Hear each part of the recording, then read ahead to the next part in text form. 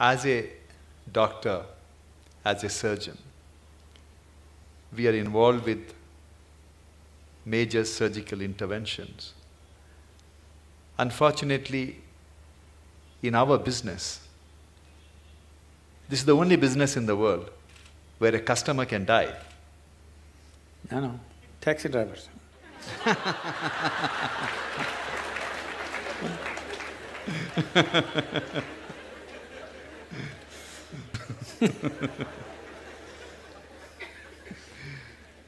It's however much you try, Sadhguru, to dissociate ourselves.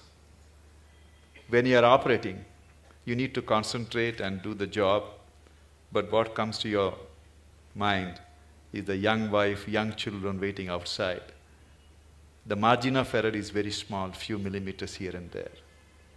Then you think what are the consequences on them. Then you start thinking about when you are a kid, if something happens to your father, where you would have been.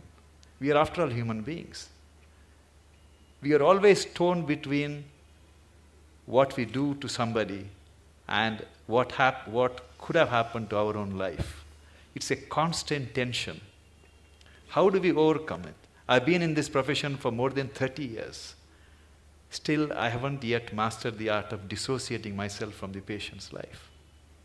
Yes, when you're given a certain responsibility which could determine the shape and scope of people's lives, it's a big thing to carry on one's shoulders. But the important thing is that somebody has chosen to place such a responsibility in our hands. It's a tremendous privilege if we execute it. Can we do the best? We can never do the best, but we can do the best that we can do, always with life. Is it the best? No, we are doing our best. If we lack in that, then we have a serious problem. But if we're doing our best in everything that we do, we know it is not the best, but it's our best. We have not spared anything. That's good. And above all, when you refer to yourself as a human being, after all, we are human beings. This is a big problem. This will reduce our best. That is, people are always using the word human being as a limitation, as a compulsiveness, as a small thing. We are not referring to the word or term human being as a possibility. Instead of saying we are just human beings, why don't we say we are human beings? We're great, we're doing so many things, we can replace a damn heart. Isn't it? Yes. Now, replacing a part of a machine is not a big thing. It's like this, shall I tell you a joke? It's okay. It just came to me when I saw you.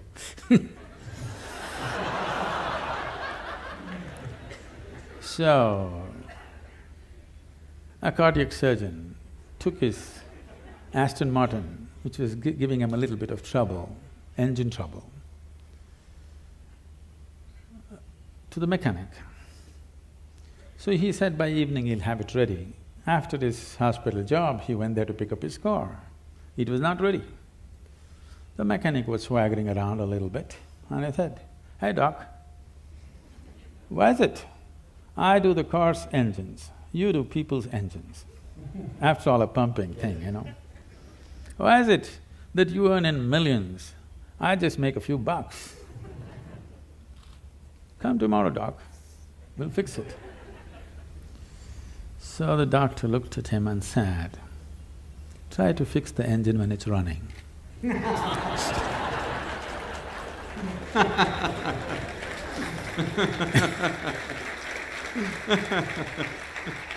That's the important thing. You got to keep it running and fix it.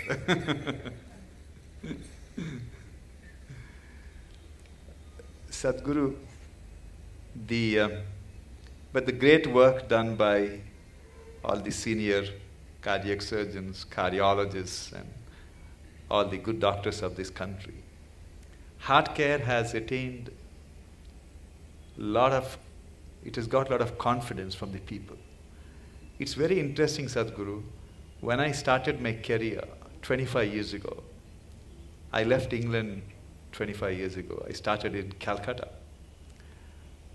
If I told a patient then… Lot of heartbreak there.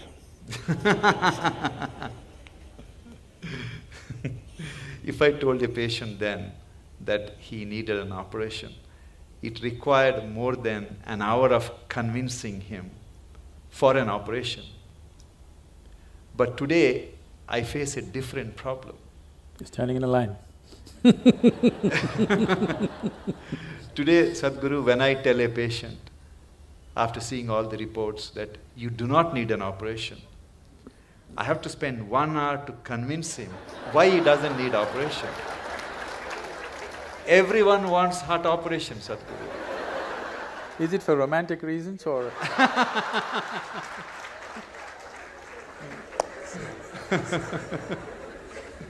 How do we convince people that fixing the heart is not like, you know, something wrong with your house, you get a plumber, he will fix it, or you know, something wrong with the car, you change the parts. It is something different. There are… we are not the magicians, or we are not the gods, and the nature is the best healer. And cardiac surgery is only a 50-year-old phenomena. People have lived for… I think they have also realized it's a dumb pot. It's a big dilemma for all of us, Sadhguru. Today, people want something to be done on their body all the time.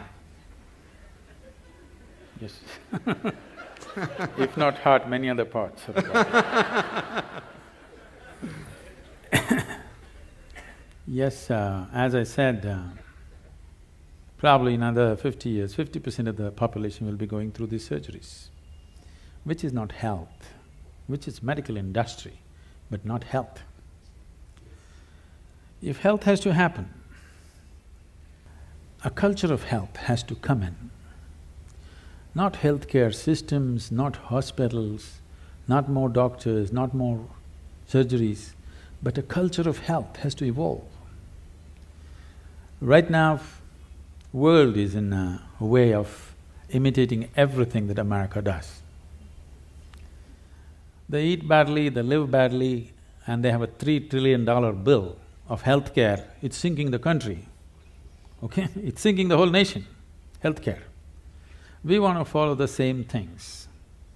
We want to dress like them, we want to eat like them, we want to live like them, and we want to get unhealthy like them, but our country cannot spend $3 trillion on you for sure, we'll let you die.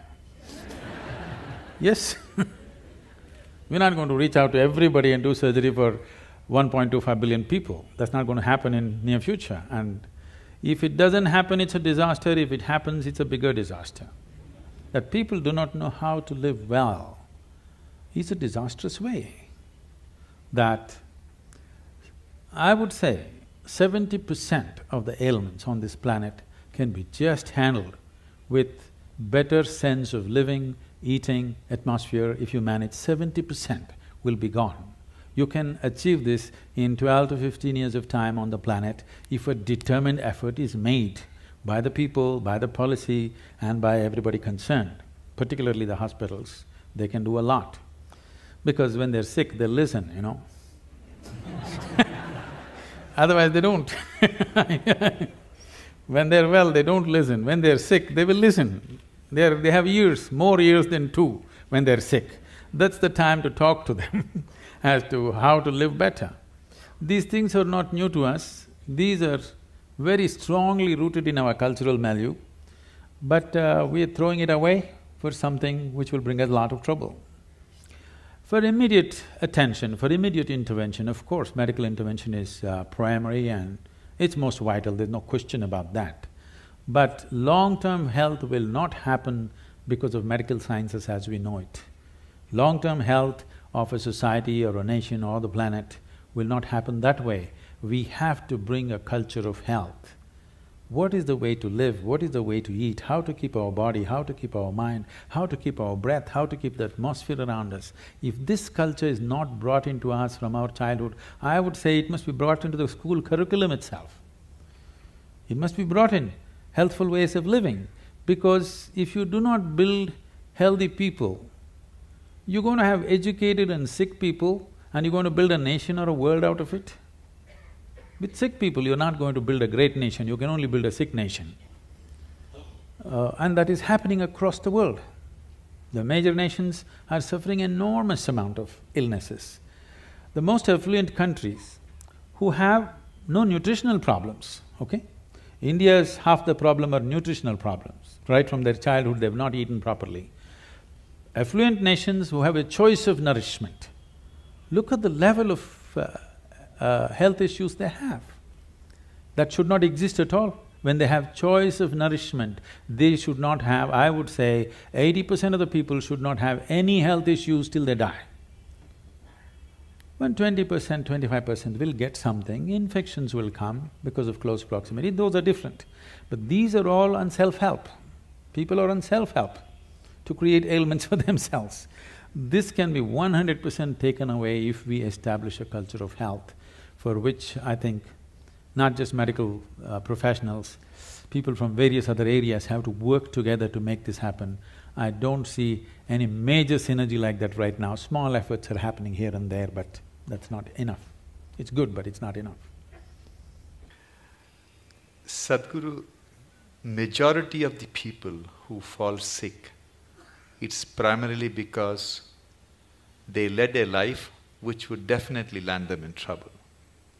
But thousands of children are born in this country, like any other part of the world, with cardiac problem, with cancer, all kinds of problems.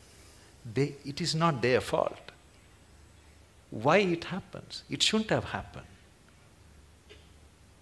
6 million Toyota cars were withdrawn last year for defective whatever and about 9 million General Motors withdrawn for ignition problems. It's a manufacturing defect. Only problem is you can't withdraw them. Actually, nature is trying to withdraw them. We are not allowing it. There was a time we would allow the nature to withdraw. Yes? All the manufacturing defects that came, 100, 200 years ago, we would allow the nature to withdraw. By the time children are 4, only the fittest would survive, rest would go. Now we don't allow them to withdraw, so we need a whole lot of things to run the defective cars. I know I'm putting it so blatantly, but you need to understand, the physical existence is mechanical. Whether you like it or you don't like it, probably all kinds of sensitivities and emotions are there about this, my physical body. But when they come to you, you strip them down and treat them like a machine, isn't it? Complex, sophisticated, but still mechanical, isn't it? Yes. There are other aspects to it, but fundamentally mechanical. Anything mechanical, anything physical, there is never something called as perfection to it.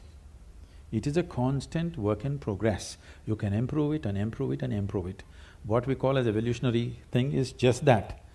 Now, the parents, the two machines which produce this small machine, Yes. okay? What condition are they in?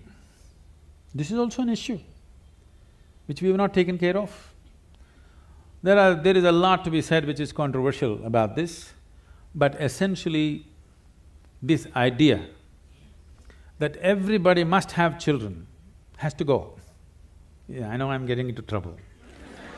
But we are not seeing humanity as a future possibility, we are just seeing it as a regressive way of something that we can extend into future of our own, a footprint. Right now that's a problem. Our identification with the body is so strong, the physical body is so strong, we are unable to think beyond our biological identity. Once you are not able to think beyond your biological identity, the very nature of being human, the immensity of being human is constrained and constipated into a very small process. In this process, there are problems. In the ancient past, they handled this in many different ways, which are absolutely, utterly controversial today and can never be brought back into this society, but they did handle things in a completely different way. They're bred carefully, which is very important. We are thinking about… when it comes to animal husbandry, we are thinking of breeding right. As human beings, why are we not thinking of breeding right? Because we're too identified with our own bodies. Mine is more important than what's right, and the level of suffering that you bring into this fresh life, you know, you see it every day. Yes, yes. Sadhguru, scriptures tell us that everything happening in this world, including what happens in our life, is preordained. Which scripture said that? At least that's what I thought, that we are destined to do something irrespective of what happens. If that is the case, we are destined to die someday, then what's the role of people like us in this world?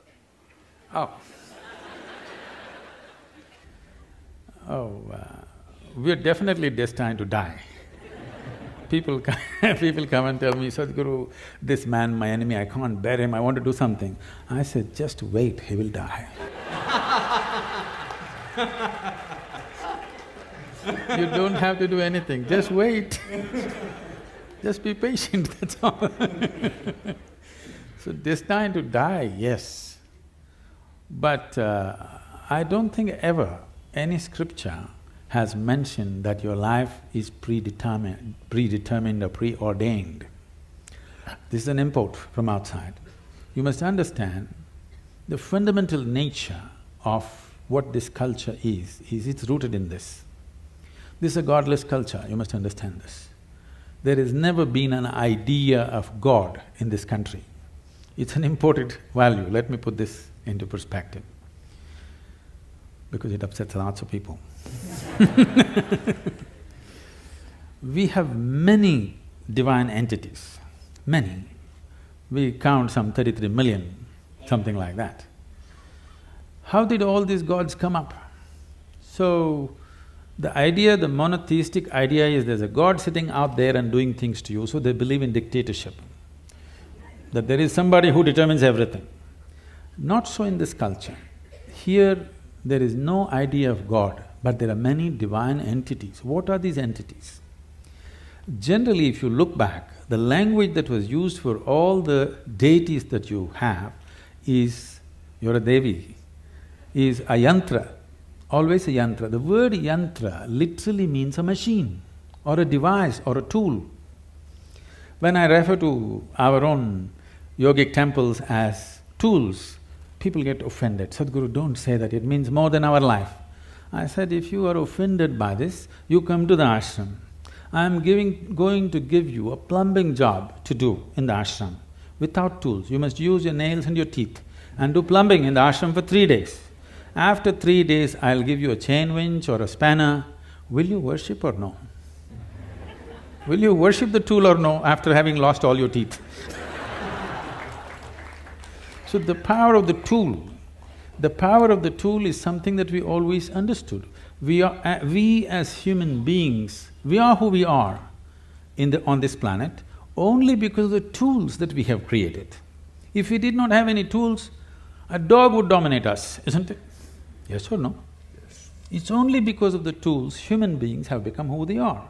So a screwdriver is a tool too, but there are subtler tools, energy tools, subjective tools, which can open up different dimensions of life. So for every dimension we create a different tool, a different possibility, because we clearly know without this tool we would never access this possibility. We bow down to it and we worship it, because without being worshipful it will not yield to you. We clearly know gods are our making. It is just that others have forgotten. So here we told you, your life is your karma. This means your life is your making. Where is the question of preordained? Such a thing never arises in this culture. Thank you, Sadhguru. But it's dangerous for a doctor to think it's preordained.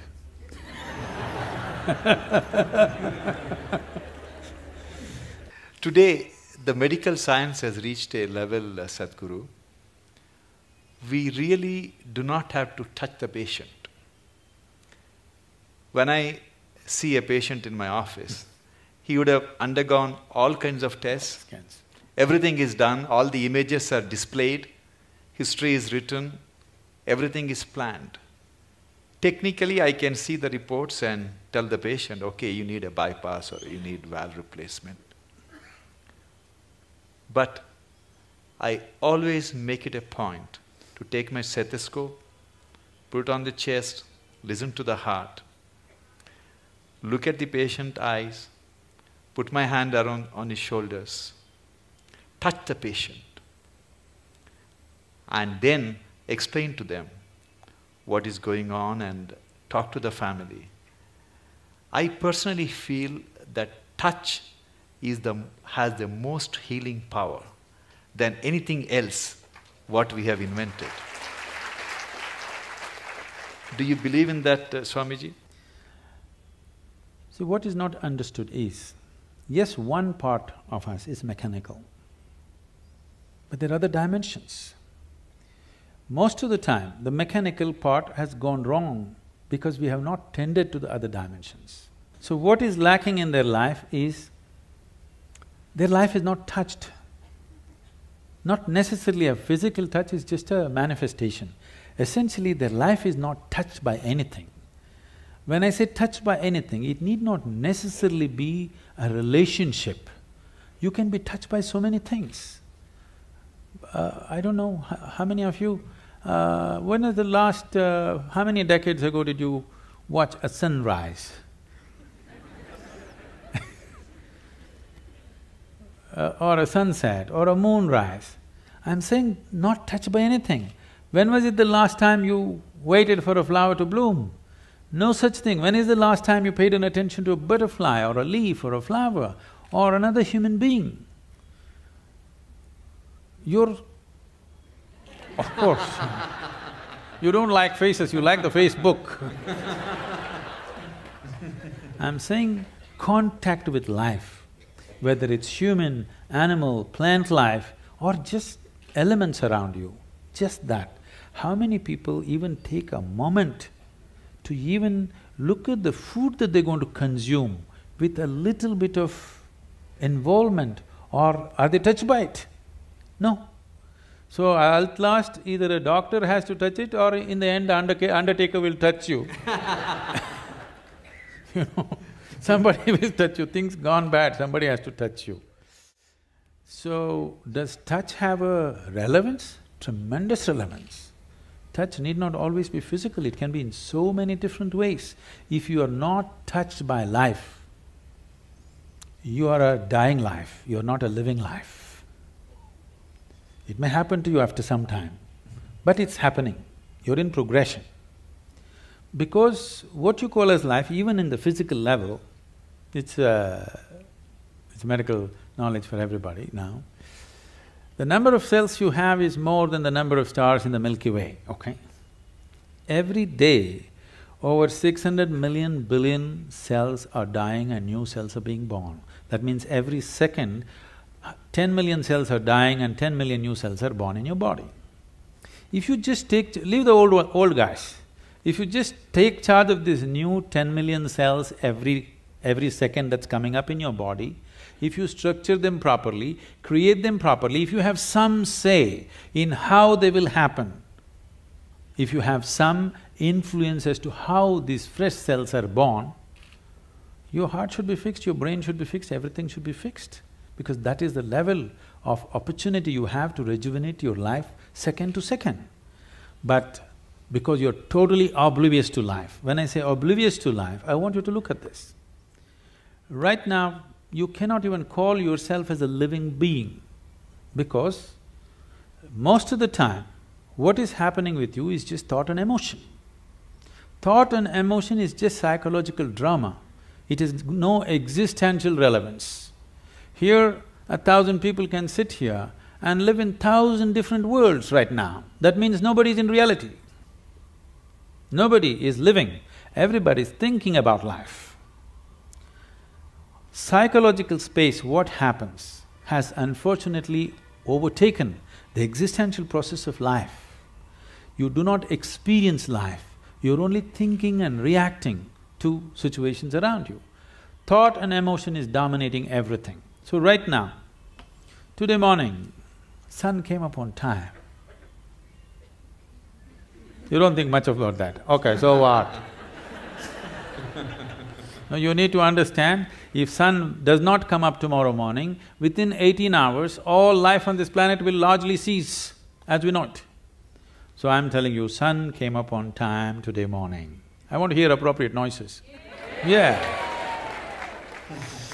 None of the planets in this solar system collided today. In the whole universe, no accidents. In this endless cosmos, no accidents, everything going right. But you have one nasty little thought crawling in your head and it's a bad day. I'm saying you completely lost perspective with life. You lost perspective as to who you are. It's a kind of madness. So once you lose perspective as to who you are and what is your space and status in this existence, you are a sickness by nature. It's not the doctor has to diagnose you, it's already on. One day it will manifest to a point where his instruments or his touch will tell him, but it's already on. The process is on. When it goes beyond a point, he'll give you a prescription or a surgery. But the process is on, you're working hard towards it. There are large number of Indian or Western techniques of healing which may not have scientific data, but they work. And I have a personal experience. Many years ago, my wife developed lower backache. It was intense pain, excruciating pain. As usual, I took her to a neurologist, they did MRI and everything is fine, there is no problem, but poor thing, she was I'm really… glad you were not a spinal surgeon, otherwise you would have done it. Then my brother-in-law suggested that I should take her to see a acupuncture specialist. As a doctor, it was a bit embarrassing for me to go to somebody. And he didn't have a fancy clinic. I went to his house and he talked to my wife for a few minutes and he made her sleep flat on the floor. And Sadhguru, he took, from the heel, he started pressing on her lower back for 10 minutes as I was watching. I'm not exaggerating, she never had the lower back pain ever since. I'll show you thousands and thousands like that. Not even with any needles, simply.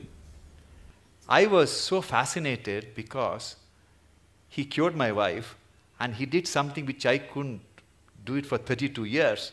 She was fine. There are many ways of treating people, and as professionals, we have to respect all the ways of treating. Definitely, I would say allopathic system is at its best when there's an emergency. When there is time, definitely other systems are way better if you ask me, in many ways. Particularly, this is something hardly known to people. In southernmost part of India, largely in Tamil Nadu, we have what is called a Siddha Vaidya. It's a most incredible medical system, so comprehensive. There are over 300,000 formulations. I don't think even modern pharmacopoeia has that. Over 300,000 formulations elaborately written down. And the fundamental difference between Ayurveda and Siddha is, Ayurveda is herb-based, Siddha is elemental. The only thing is, the skill level that it demands from the doctor is a challenge in modern world. This is something that you have to live, then only it works. The person who administers it is as important as what is administered. Who administers it? You're talking about touch, so who administers it is important, not just what is administered. But the nature of modern medicine is, you write a prescription, some chemist who knows nothing about it gives it, and they take it. It's only purely chemical and it works. But When there are chronic ailments, if there is infection, killing it with whatever, chemical bombing it is the way to do it. But when you're generating an illness from within, correcting it from within is most important. If there's an emergency, you have to intervene more aggressively, that's different. But these systems have such a comprehensive knowledge about health and well-being. But the problem is, it needs a lifelong involvement and dedication to become something good with this kind of system. It is not something that you can acquire as a profession and do it. Always it was seen as a sacred duty that you can actually… See, I want everybody to think about it, and I'm sure many times you're facing this within yourself. It is not a prescription, it is not a surgery, it is not something. It's a person's life, whether he lives or dies. I mean, your existence, it is not a case, it is not a statistic. For that person, it is the only life that he has. This needs far more deeper attention than just being handled as a profession. I think that sense of dedication and involvement, individual doctors might have grown into it, but still that's not there as a culture. That is not there. It should not be seen as a profession, that's what I'm saying. Yes, of course, monetary requirements are there, that will happen, that's a different thing. But first of all, it must be seen as a certain commitment and a certain privilege that you are able to either end or extend somebody's life is not a small privilege. Sadhguru, many years ago, when my son was a little kid, he gave me a book written by Swami Vivekananda.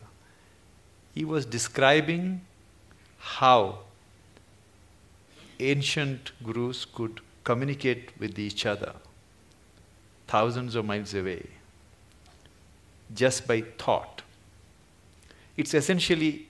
it's like a modern internet, how one computer can communicate with another computer in US or Europe, anywhere. Do you believe that human mind can be trained to influence another human mind or people's mind who are far away just by tuning our mind to the right frequency? Can it be trained? Can we learn that art? You're trying to beat the cell phone companies.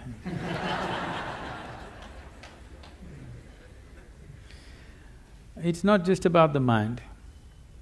See, when we say mind, the English word mind is only generally referring to only the thought process. Thought process is the most surface element of your mind. I think because of European thought, we have given too much significance to the thought. In the yogic science, we do not attach any importance to what you're thinking about or feeling right now, because what can you think? Only the data that you have collected, you're recycling it, it's of no great consequence. Whatever is on the surface of your mind keeps rolling, that is not of any consequence. What you're thinking and feeling right now is very surface of mind. There are deeper dimensions of the mind. In Sanskrit language, there are many words to describe the different states of mind. But now there is one aspect of the mind, for lack of time and stuff, I'll leave those things. There is one aspect of the mind which we refer to as chitta. Chitta is the innermost core of the mind, which is your connection with what we are referring to as consciousness. If your chitta becomes conscious, if your chitta acquires a certain level of conscious control, if you acquire, now you have access to your consciousness. What we are referring to as consciousness is that dimension which is neither physical, nor is it electrical, nor is it electromagnetic. It is a quantum leap from physical to non-physical dimension. A non-physical dimension being the lap of the existence. It is the non-physical in whose lap the physical is happening. Physical is a small happening. In this cosmos, not even 2% or not even 1% is physical, rest is non-physical. This non-physical dimension, in the yogic terminology, we use a specific sound which is connected with that dimension. Today it's all very highly distorted. We call this Shiva. That means that which is not. When we say Shiva, we are not referring to some man sitting up there. We are talking about a dimension which is not, but it is in the lap of this dimension, everything that is happens. So if your chitta becomes even mildly conscious, your ability to not only communicate an idea or a thought, even to deliver something is possible. Physically deliver something is possible. So, is it a possibility? Definitely it is. Right now, can we teach it to all these people? In theory, yes. But are they willing to work towards it? That's a question mark. One big problem is, our education systems are such, we have glorified our thought to such a place. First, to bring that down itself will take time. To make them understand the stupidity of their thought, it will take a whole lot of time. Because everybody thinks they're smart, but actually the smartest thing about most people is their phone.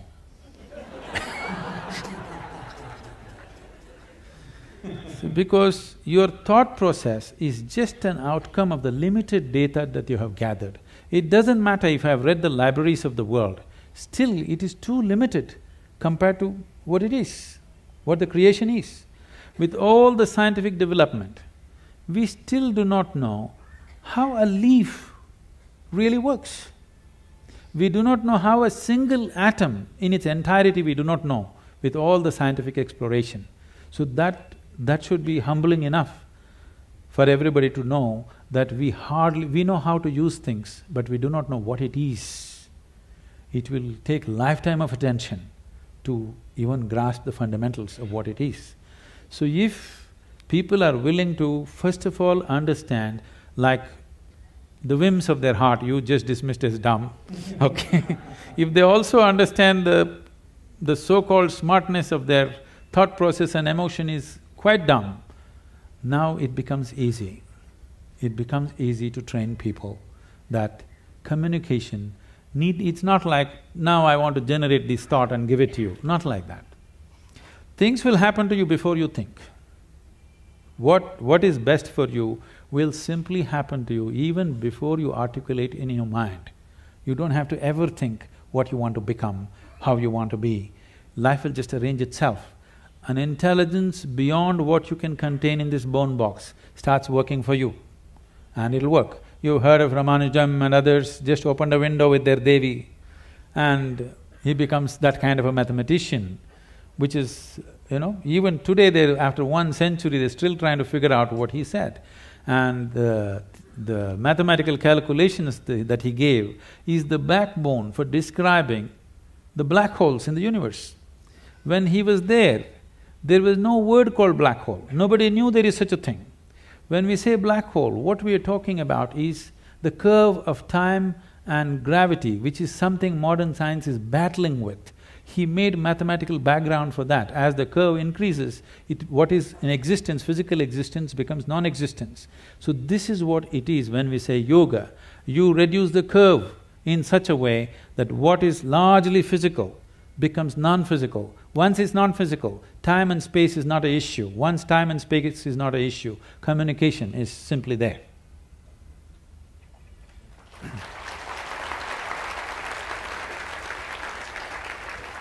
About 20 years ago, Sadhguru, I received a check for 1 lakh rupees from a retired major from Indian Army.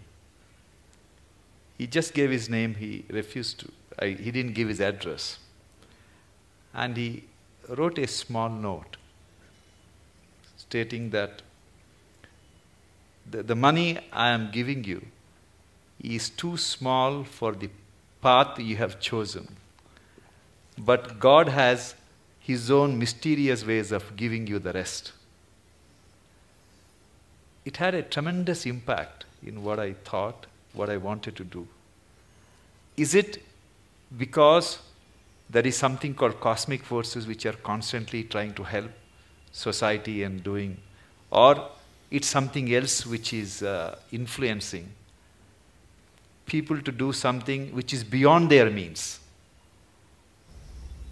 See, the ideas of something wants to help, something reaches out to you. I happened to be about 4 weeks ago, I was in Los Angeles and I was staying with some people there. And the bedroom was full of books. So I just picked up one of these books and saw. The author is saying, the core of the universe is love. Well, why would the core of the universe be love?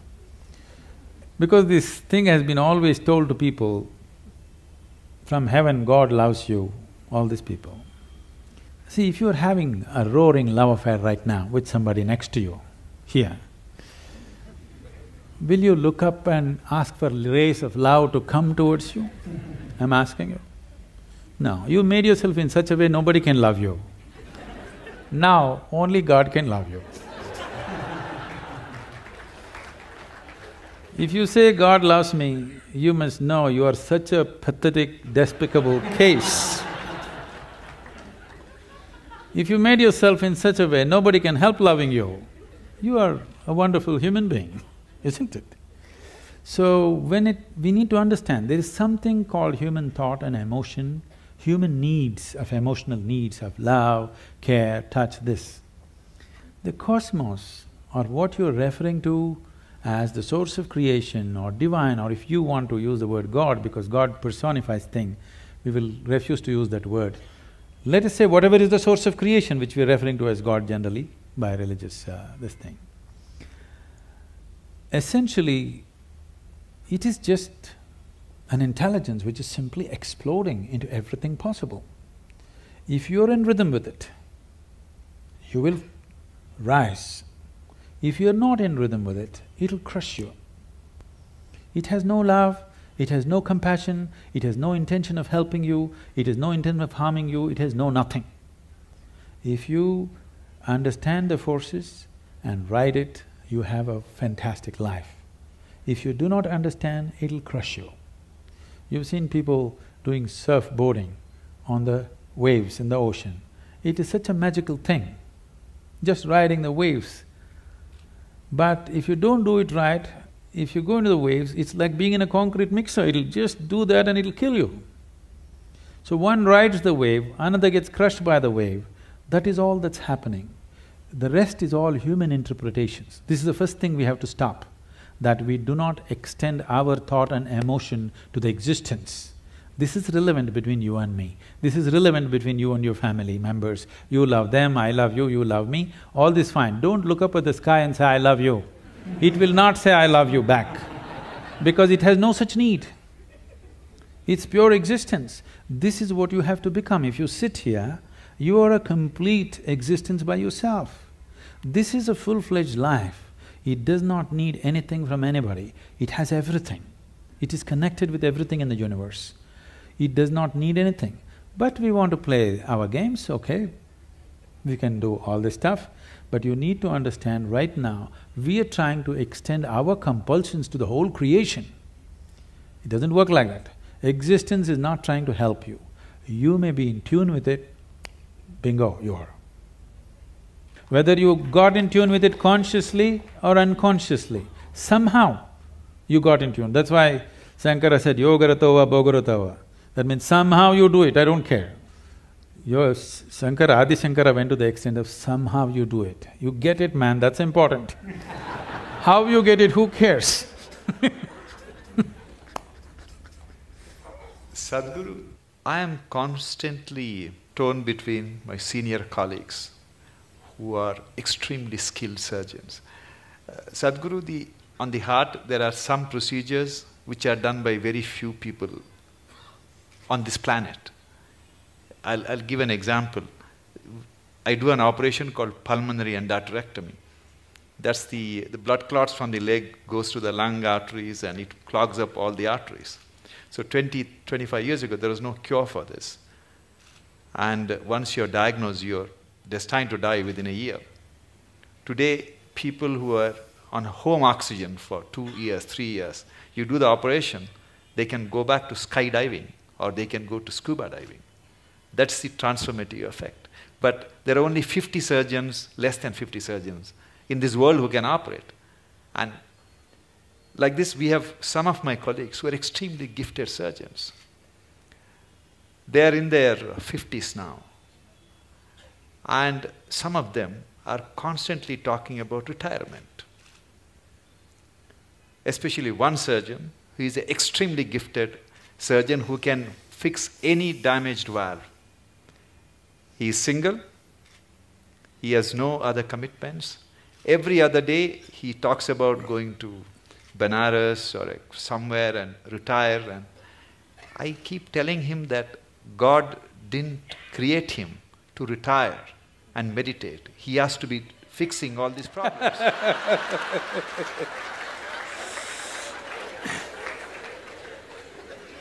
So he gives me extension every 6 months, Guruji. So at the end of 6 months, the usual rigmarole starts. He talks about retirement and everybody is depressed in the hospital. So how do you deal with this kind of people?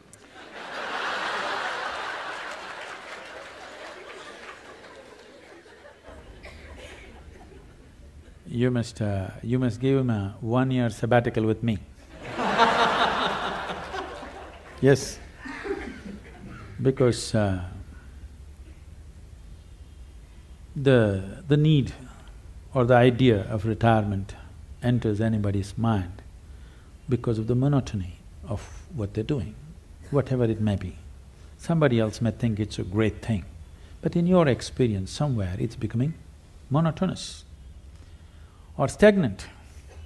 Stagnation is one thing that human intelligence and human system cannot take, and most of the ailments are because of stagnation, stagnation of life. They may be getting their, once in 3 years promotion, they may be making a little more money, all these things may be happening, but somewhere experientially there is a stagnation, which could be a major cause for many of the complex ailments that people manufacture within the systems.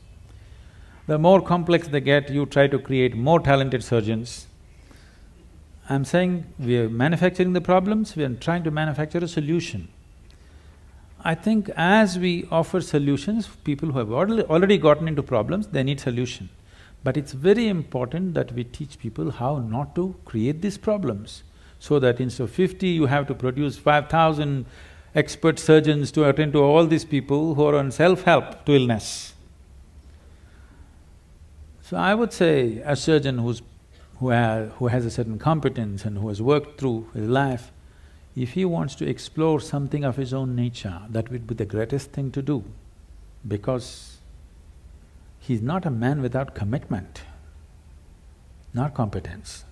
When competence and commitment is there, you should not run him through the rigmarole and destroy that possibility. It's important that he explores something of his own nature, which will make him… we don't know what he'll come up with. You cannot even estimate what he may come up with. I think a sabbatical is good. He may come up with something that you've not thought possible. I will convey your message, Sadhguru. I'm sure he's watching this program. Sadhguru, I believe that talent is something which is grossly exaggerated in success. It's… when I was in medical school, I used to teach martial art. That was my passion. And every time a Bruce Lee's movie was released, all these school kids would come and join in hordes to martial arts schools. We used to call it Bruce Lee phenomenon. They're gone after 2 weeks. Yes. And I used to see some kids whose physique is meant for martial art, who have the natural flair, and I used to think, oh, this kid is going to get a black belt. And interestingly, Swamiji, after 6 months, they're never there. The guys who go up to the black belt and, do something very good in martial art are the ones who joined the school without any skills, without any talent, who worked very, very hard For everything they had to sweat it out. But in the end, they are the ones who succeed. How do you explain this phenomena? See, for a variety of reasons, let me not go beyond this. For a variety of reasons, a certain individual could be born with a certain flair, physical flair, mental flair, emotional flair, style. You know, 5-year-old child, one has style, other is clumsy, okay? So the one with the style is not going to become necessarily a fashion thing. Somebody else who seems to be clumsy may grow into something else. Like, you don't know when a woman is pregnant, the child within that womb, whether it's a sage or a sorcerer. Nor the woman know. No, the mother does not know whether she is producing a sage or a sorcerer or what. This is because, I use the word coherence because of modern science is using that word. Who you are here right now, as you sit here, this is physics. Every subatomic particle is in constant contact with everything. What you call as cosmos is living life and it's a live mind. You have captured only one small part of it.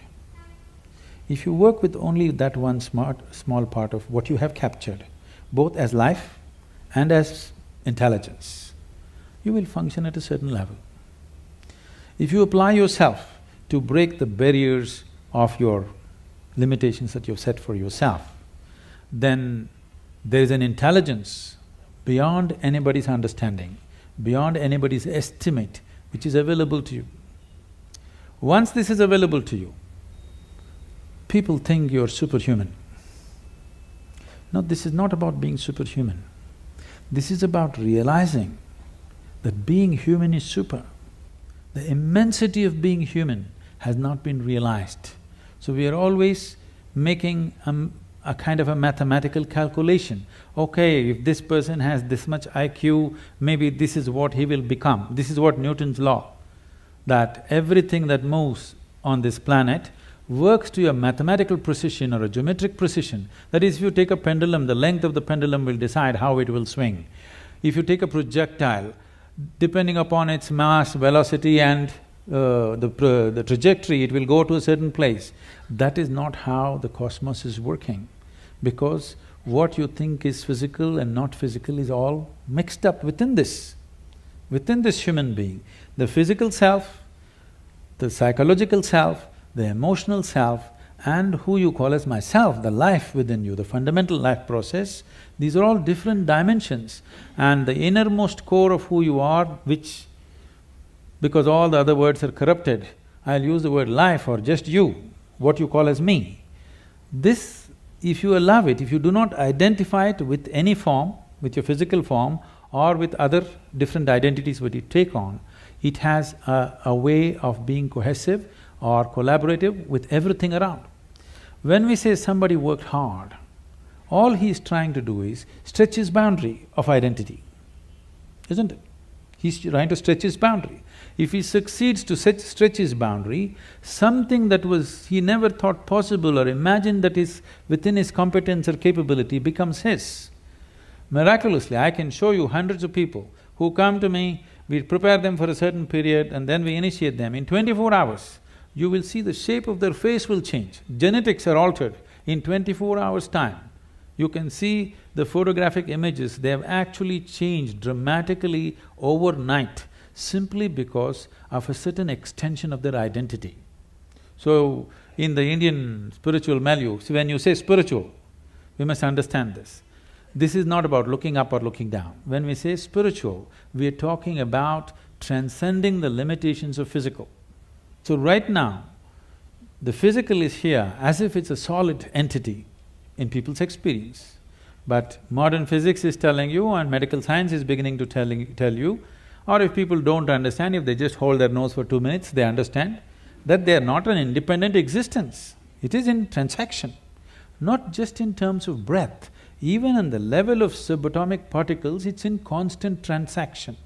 If this transaction becomes even minutely conscious, suddenly you have immense capabilities that you never thought were possible. Biological identity is the most limiting identity that you have because it limits to the area of your body.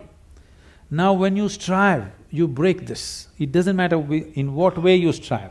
Most people strive in unconscious, unscientific, simply out of striving, they do things. But there are ways to strive scientifically in a proper way. There are tools to strive with specific direction to break the limitations of who we are. If you break this boundary, the subatomic particles are transacting, the intelligence is transacting, only you're missing the whole game. If you don't miss the game, if you are in the game of life, not in the game of thoughts and emotions, you are in the game of life, suddenly just about anything you want you can do, not this or that. I'm saying anything a human being can do, simply if he breaks his barriers. And these barriers are many levels, but the most fundamental thing is the identity.